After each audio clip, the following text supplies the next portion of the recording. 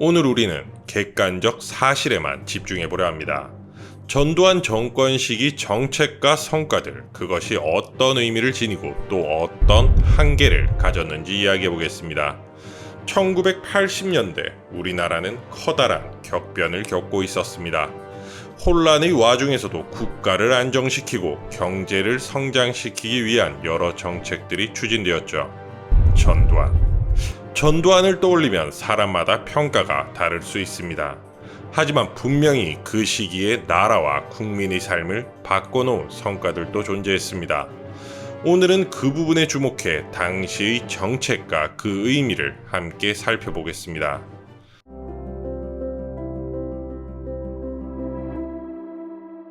(1979년 10월 26일) 총성이 울리며 박정희 대통령의 시대가 막을 내렸습니다. 18년간 이어진 박정희의 시대가 끝나자 한국 사회는 거대한 혼란에 빠졌습니다. 정치 지도부는 부재했고 국민들은 민주화의 가능성을 기대하면서도 불안한 내일을 맞이해야 했습니다. 이 혼돈의 시기에 신군부 세력이 움직였습니다. 1979년 12월 12일 전두환을 중심으로 한 군부 세력이 군 지휘부를 기습적으로 장악했습니다. 바로 1212 군사 반란입니다. 군 내부의 충돌로 시작된 사건은 곧 국가 전체의 권력 구도를 뒤흔드는 계기가 되었고 전두환은 군과 정치권을 장악하게 됩니다. 1980년 봄 전국은 다시 급격히 변했습니다. 전두환 세력은 비상계엄을 전국으로 확대했고 국회는 해산되었습니다. 언론은 강력하게 통제되었으며 정치활동은 전면 금지되었습니다. 민주주의는 꽃을 피우기도 전에 차갑게 얼어붙었습니다. 그리고 1979년 제2차 오일쇼크의 여파로 국제유가가 폭등했고 그 충격은 수출에 의존하던 한국 경제를 강타했습니다. 실업자들이 늘어나면서 국민들의 삶은 불안정해졌고 정치와 경제 양쪽 모두에서 위기가 겹친 상황이었습니다. 이런 냉혹한 현실 속에서 국민들이 갈망했던 것은 무엇보다 안정이었습니다. 정치적 혼란을 잠재우고 무너진 경제를 다시 일으켜 세워줄 강력한 지도력을 바라는 목소리가 커졌습니다.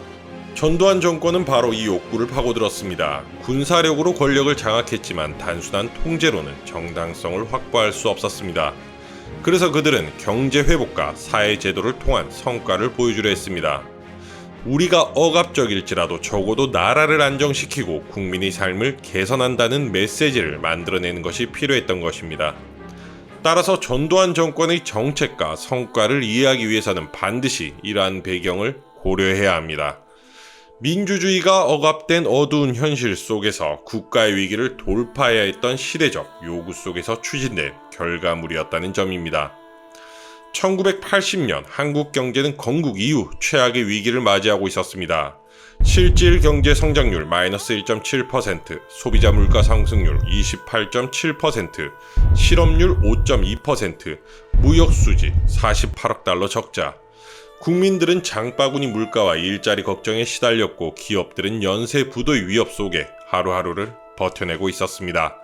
정권은 위기 돌파 없이는 현 체제를 유지할 수 없다는 사실을 잘 알고 있었습니다. 그래서 첫 번째로 경제 안정화 조치를 단행하였습니다. 김재익 경제수석 등 전문 관료들을 전면에 내세워 통화 공급을 억제하고 재정 지출을 줄이는 강력한 긴축을 시행했습니다. 또한 한국 최초의 공정거래법을 제정해 시장 경쟁 원리를 도입했습니다. 그 결과는 놀라웠습니다. 1980년 28.7%에 달했던 물가 상승률은 1982년 7.3%, 1983년 3.4%까지 떨어졌습니다. 도매 물가 상승률 역시 1980년 38.9%에서 1983년 0.2%로 사실상 안정 단계에 들어섰습니다. 불과 3년 만에 한국은 선진국 수준의 물가 안정을 이뤄냈습니다. 두 번째는 금융과 기업 구조조정이었습니다. 박정희 대통령 시절 시행되었던 중화공업 드라이브는 과잉 투자와 부실 기업을 낳았고 전두환 정권은 이를 정리했습니다.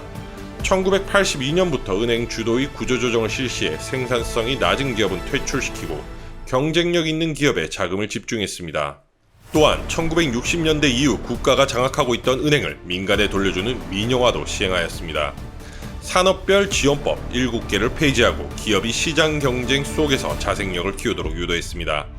단기적으로는 고통스러웠지만 중장기적으로는 기업들이 재무 건전성을 회복하는 계기가 되었습니다. 세 번째는 산업정책과 수출 드라이브입니다. 무역금융 확대, 세제 혜택, 수출 자유화 로드맵을 내놓으며 기업들을 밀어붙였습니다. 그 결과 산업의 무게중심은 섬유, 신발 같은 경공업 위주에서 철강, 조선, 자동차, 전자 등 중하하, 기술 집약 산업으로 빠르게 옮겨갔습니다. 성과는 수치로 증명되었습니다. 수출은 1980년 175억 달러에서 1988년 601억 달러로 3.4배 증가했고, 무역 수지는 1980년 48억 달러 적자에서 1988년 114억 달러로 흑자 전환에 성공했습니다. 1인당 국민소득은 1980년 1481달러에서 1988년 4295달러로 늘어났습니다. 물가는 안정되었고 실업률은 5.2%에서 2.5%로 절반으로 줄었으며 경제활동 인구는 7년간 300만 명 이상 증가했습니다. 산업별로 보면 더욱 극적이었습니다. 자동차 생산은 1980년 12만 대에서 1988년 110만 대로 늘었고, 그중 절반 이상이 해외로 수출되었습니다. 조선업은 1988년 총 300만 톤급 선박을 수주하며 세계 2위에 올랐고, 포항제철소의 생산 능력은 260만 톤에서 920만 톤으로 3.5배 늘었습니다. 반도체 분야는 1982년 시작된 초고밀도 집적외로 공동개발 사업에 570억 원이 투입되면서 64K D램 양산에 성공했습니다. 이는 훗날 반도체 코리아의 출발점이 되었습니다. 이 같은 성장의 배경에는 국제적 환경 요인도 있었습니다. 1980년대 중반 저유가, 저달러, 저금리, 3조 호황이 한국 경제에 순풍을 불어넣었습니다. 하지만 이러한 외부 호재를 실제 성과로 연결한 것은 정부의 정책이었죠. 긴축으로 물가를 안정시키고 구조조정으로 경제 체질을 개선했으며 수출 드라이브로 세계 시장에 뛰어들었기 때문에 3조 호황의 효과가 극대화될 수 있었습니다. 당시 다른 국가의 비교는 이러한 성과들이 얼마나 대단한 것인지 보여줍니다. 같은 시기 일본의 연평균 성장률은 4%, 서구 선진국은 2에서 3%에 머물렀습니다. 북한은 연평균 2% 저성장에 머물다 1987년 이후로 국가 부도의 수준까지 떨어지게 되었습니다. 반면 한국은 1982년부터 1988년까지 7년 연속 두 자릿수에 가까운 고성장을 이어가며 세계 경제 순위를 27위에서 15위로 끌어올렸습니다. 이러한 성과는 국민들의 삶에서도 나타나기 시작했습니다. 중산층이 형성되고 가정마다 냉장고, 세탁기, 텔레비전이 보급되었으며 승용차와 아파트는 내 집, 내 차라는 새로운 생활 목표가 되었습니다. 소비 문화가 바뀌고 생활 수준이 전반적으로 향상되면서 국민들은 처음으로 우리도 잘 살 수 있다는 자신감을 가지게 되었습니다. 물론 그 과정에는 그림자 역시 있었습니다. 임금 억제와 노동 통제는 현장에 불만을 쌓이게 했고, 파업은 강경 진압당했습니다. 성장의 과실은 재벌 중심으로 집중되었고, 사회적 불평등은 여전히 남아 있었습니다. 그러나 경제적 성과만큼은 분명했죠. 위기의 늪에 빠졌던 한국은 1980년대 후반 세계가 주목하는 신흥 경제 대국으로 올라섰습니다. 경제가 회복세에 접어든 전두환 정권은 이제 더 큰 무대를 바라봤습니다. 먹고 사는 문제를 넘어 이제는 세계 무대에서 한국의 존재를 보여주려 했습니다. 그 방법은 바로 올림픽 유치였습니다. 1981년 9월 독일 바덴바덴 IOC 총회에서 서울과 일본 나고야가 1988년 하계올림픽 개최지를 두고 맞붙었습니다. 경제력과 국제적 인지도만 놓고 보면 나고야가 앞섰죠. 그러나 한국 정부는 쉽게 물러서지 않았습니다. 전두환 대통령은 IOC 위원들에게 직접 사안을 보내 정부가 전폭적으로 지원하겠다는 개최 의지를 내보이며 약속했습니다. 외무부와 대한올림픽위원회는 아시아, 아프리카, 중남미 국가들을 집중적으로 설득했습니다. 개도국 한국이 올림픽을 여는 것은 단순한 체육대회를 넘어 국제적 상징이 된다는 논리를 펼쳤습니다. 또한 1986년 아시안게임 서울 개최 계획을 함께 내세우며 단계적 준비 가능성을 강조했습니다. 그리고 그 결과는 놀라웠습니다. 1981년 9월 30일 투표 결과는 50대 27, 서울이 일본 나고야를 꺾고 1988년 올림픽 개최권을 따냈습니다. 하지만 올림픽 유치는 끝이 아닌 시작이었습니다. 이제 주어진 과제는 성공적 개최였고 정부는 곧장 움직였습니다. 외교 무대에선 한국 올림픽을 지지할 우방 확보를 위해 스포츠 교류와 문화 외교로 강화했고, 국내에서는 대규모 도시 개발이 시작되었습니다. 서울 한강변에는 올림픽 대로가 뚫렸고 잠실에는 수십만 명을 수용할 수 있는 올림픽 주경기장이 세워졌습니다. 한강 종합개발로 강변은 시민들이 휴식 공간으로 바뀌었고 지하철 2호선이 완공되면서 서울은 국제적인 도시로서의 얼굴을 갖춰가기 시작했습니다. 방송, 통신, 인프라도 막대한 투자를 통해 세계 수준으로 업그레이드하였습니다. 또한 국민동원도 본격화되었습니다. 정부는 올림픽은 우리 모두의 일이다 라는 구호를 내걸고 질서, 청결, 친절 운동을 전국적으로 전개했습니다. 버스 정류장과 교실 벽에는 캠페인 포스터가 붙었고 영어 회화 교재가 대량으로 보급되었습니다. 수만 명의 자원봉사자가 모집되었고 학생과 시민들은 외국인을 맞이하기 위한 교육에 동참했습니다. 기업들은 스폰서로 참여하며 국민 전체가 하나의 프로젝트에 합류하는 분위기가 조성되었습니다. 1986년 서울 아시안게임은 올림픽을 앞둔 리허설이었습니다. 27개국 4천여 명의 선수단이 참가한 대회는 큰 사건 없이 성공적으로 치러졌습니다. 해외 언론은 한국이 국제대회를 감당할 수 있는 나라임을 입증했다고 평가했습니다. 그리고 마침내 1988년 서울올림픽이 열렸습니다. 160개국 8,391명의 선수단이 참가해 역대 최대 규모로 진행되었습니다. 냉전의 장벽을 넘어 동서진영 국가들이 모두 참가한 화합의 올림픽이었고 전 세계 30억 명이 TV로 지켜봤습니다. 세계의 의료를 완전 불식시키며 서울올림픽은 성공적으로 치러졌습니다. 해외 언론들은 서울은 올림픽을 통해 세계에 당당히 이름을 알렸다. 다이내믹 코리아가 등장했다고 보도했습니다. 아시안게임과 올림픽 유치는 여러가지 경제적 효과도 뒤따랐습니다. 직간접적 파급 효과는 약 26억 달러, 고용 유발 효과는 30만 명 이상으로 추산되었습니다. 서울의 도시화율은 1980년 57%에서 1988년 70%를 넘어섰고 국제 관광객과 외환 보유고가 증가하면서 한국의 위상은 더욱 높아졌습니다. 1988년 서울올림픽의 성공적 개최는 한국이 세계 무대에 우뚝 서는 결정적 계기가 되었습니다. 국민들에게는 우리가 해냈다는 자부심이 남았고 한국 사회는 더 큰 자신감으로 다음 시대를 맞이할 수 있었습니다. 정부는 경제 정책과 올림픽 같은 굵직한 과제를 추진하면서도 국민을 위한 생활 정책 역시도 함께 펼쳤습니다. 그 첫 번째는 교육이었습니다. 1980년 730 교육개혁 조치로 본고사가 폐지되고 학력고사 체제가 도입되며 입시제도에 큰 변화가 찾아왔습니다. 먼저 고등학교 평균화가 확대되어 특정 명문 학교에 집중되던 경쟁이 완화되었습니다. 다음으로 중학교 무상교육입니다. 당시 초등학교 의무교육은 이미 정착되어 있었고 1985년부터 농어촌 지역을 시작으로 중학교 무상교육이 시행되었고 이후 순차적으로 확대 시행되었습니다. 학비 부담으로 진학을 포기하던 많은 아이들이 학교에 갈 수 있게 되었고 이는 교육 기회의 확대라는 분명한 성과였습니다. 두 번째는 기초 질서 확립운동이었습니다. 거리와 대중교통 수단마다 질서, 청결, 친절이라는 구호가 붙었습니다.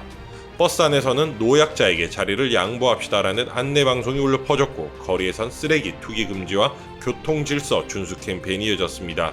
경찰과 공무원이 직접 단속에 나서 억압적이라는 평가도 있었지만 대중교통 예절과 환경미화 같은 생활문화가 뿌리내리는 효과도 있었습니다.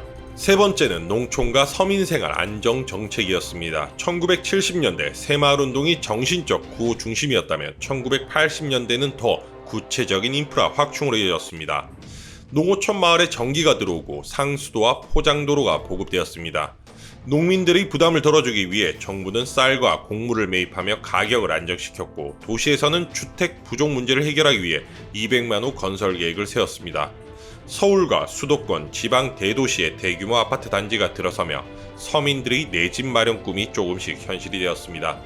네 번째는 의료와 복지 확대입니다. 이전에는 일부 직장 근로자에게만 적용되는 의료보험이 농어촌과 자영업자까지 넓어지면서 누구나 병원에서 진료를 받을 수 있는 기반이 마련되었습니다. 국민의 건강권이 제도적으로 보장되기 시작한 것이죠. 마지막으로 문화, 사회적 변화입니다. 1983년 1월 1일 대한민국 역사상 최초로 관광 목적의 해외여행이 허용되었습니다. 물론 당시에는 50세 이상이라는 연령 제한과 일정 금액을 예치해야 한다는 조건이 있었지만 그 전까지 업무나 공무 목적에 한해서 허용되었던 출국이 관광이란 이름으로 열리게 된 것은 획기적인 사건이었습니다. 실제로 출국자 수는 1982년 50만 명에서 1988년 100만 명으로 2배 가까이 늘었습니다. 당시 시행되었던 이러한 정책들은 완벽하지는 못했습니다. 기초질서운동은 국가의 과도한 간섭이라는 비판을 받았고 교육개혁은 새로운 형태의 입시 부담을 낳았죠. 아파트 공급은 늘었지만 집값 상승과 투기의 불씨도 남겼습니다. 그럼에도 불구하고 국민들은 일상 속에서 달라지는 변화를 체감할 수 있었습니다. 아이들이 학교에 가고 버스와 지하철이 확대되어 가며 농촌에 전기가 들어오고 병원에서 보험증을 내밀 수 있는 경험. 되짚어보자면 전두환 정권의 사회 제도와 생활 정책은 체제 유지라는 목적이 분명했지만 결과적으로 교육 확대, 생활 질서 정착, 농촌 기반 개선, 주택 공급 확대, 의료보험 보편화, 해외여행 자유와 같은 성과를 남겼습니다. 이는 이후 한국 사회가 더 나은 생활 수준으로 나아가는 토대가 되었습니다. 앞서 살펴보았던 전두환 정권은 한국 사회에 굵직한 흔적을 남겼습니다. 여기까지가 빛이라면 이제 우리는 반드시 함께 따라오는 그림자에 해당하는 부분도 함께 보아야 할 필요가 있습니다. 첫 번째로 정치적 억압입니다. 1980년 5월 광주에서 벌어진 국가폭력은 수많은 희생을 남기며 정권의 정당성을 근본에서 흔들었습니다. 이후에도 언론 통폐합과 보도지침, 집회결사의 제한, 야당과 제야 인사에 대한 강경 조치는 끊이지 않았습니다. 국가보위 비상대책위원회 체제에서 시작된 통제는 제5공화국 헌법으로 제도화되었고 대통령 간선제가 유지되는 동안 정치적 자유는 구조적으로 억눌렸습니다. 1987년에는 박종철 고문치사 사건과 이한열 열사의 죽음이 연달아 알려지며 분노가 전국적으로 확산되었습니다. 그해 여름 전국 37개 도시에서 500만 명 이상이 거리로 쏟아져 나온 6월 민주항쟁은 한국 현대사의 거대한 분수령이었습니다. 결국 6.29 선언을 통해 대통령 직선제 개헌이 약속되었지만 그 과정은 정권의 강압에 국민들이 저항해 맞선 기록이었습니다. 둘째, 노동과 분배의 문제입니다. 수출 경쟁력을 우선시한 임금 억제 정책은 성장 뒤의 그림자를 키웠습니다. 1987년 여름 민주항쟁 직후 전국에서 3,000건이 넘는 파업이 벌어지고 100만 명 이상이 참여한 노동자 대투쟁은 누적된 불만이 폭발한 사건이었습니다.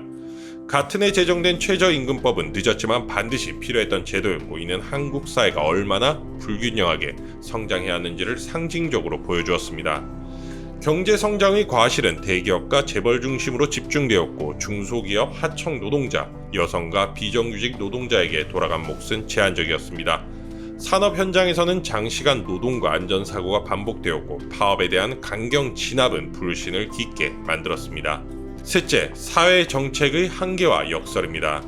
기초질서 확립운동은 대중교통 예절과 청결이라는 생활 문화를 일부 정착시키는 효과가 있었지만 동시에 국가가 시민의 일상까지 세세하게 간섭하는 모습으로 비춰졌습니다. 또한 교육 부분에서는 본고사 폐지와 평준화 확대, 학력고사 체제 도입 등 제도가 바뀌었지만 입시 부담이 성격만 달라졌을 뿐 사교육과 경쟁은 다른 형태로 이어졌습니다. 농촌 기반 확충과 주택 공급 확대는 체감 개선을 가져왔지만 급속한 도시 개발은 강제 철거와 원주민 이주 같은 부작용을 낳았습니다. 정책은 생활의 편익과 통치 효율을 동시에 노렸고 그 사이에서 국민들은 달라지는 환경과 불편한 억압을 함께 경험해야 했습니다. 마지막으로 역사적 평가의 균형입니다. 3조 호황이라는 외부 호재를 정부의 안정화 정책, 구조조정, 수출, 산업 전환으로 연결해낸 것은 분명한 성과였습니다. 그러나 그 성과의 이면에는 광범위한 정치적 통제와 자유의 제약이 놓여 있었습니다. 경제는 세계 15위로 도약했지만 민주주의는 여전히 후진국 수준에 머물렀다. 올림픽을 성공적으로 치르며 세계가 한국을 주목했지만 같은 시기 거리에서는 민주화를 외친 시민들이 체루탄을 맞고 있었다. 이런 대비는 전두환 시대를 설명하는 데 빠질 수 없는 대목입니다.